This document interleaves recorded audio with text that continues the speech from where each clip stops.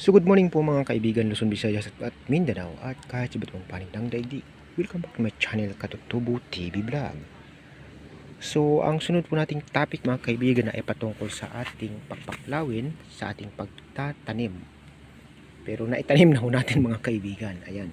So katapos lang po kasi natin mga kaibigan mag-charge ng ating cellphone. Kaya nakapag-umpisa na po tayo magtanim. Ayan. So ito pa po mga kaibigan ang ating mga kasunod na itatanim. Saka yung nandun sa likuran mga kaibigan ang ating mga aayusin. Ayan.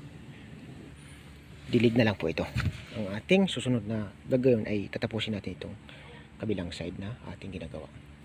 Tapos mayroon pa po yung pailalan doon mga kaibigan na natira. Ayan. So kailangan na po kasi natin mga kaibigan magtanim ng mga halaman at saka magpalit ng lupa. Dahil kailangan na po sila ng pag-aaruga. Dahil puro po sila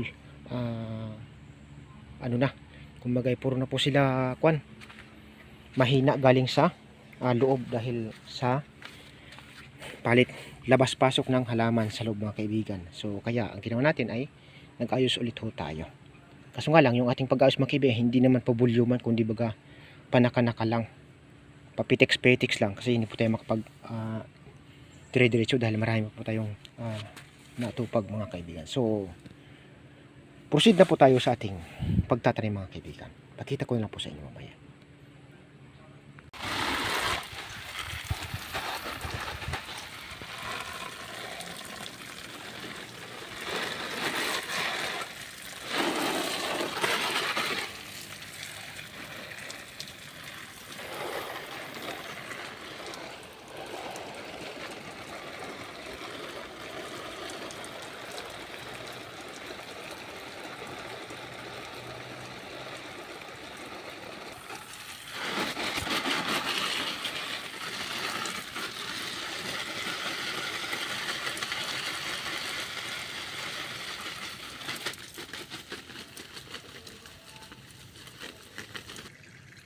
So ayan po mga kaibigan, natapos na po tayo magdilig sa ating mga halaman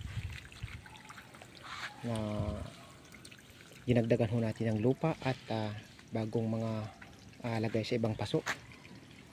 So mayroon pa po tayong natira dito mga kaibigan. Yan lang po ating isusunod. Tapos yung nandun po sa unahan mga kaibigan. So niligpit lang ho natin ang ating lupa kasi marami po dito mga pusa mga kaibigan. So thank you so much for watching mga kaibigan.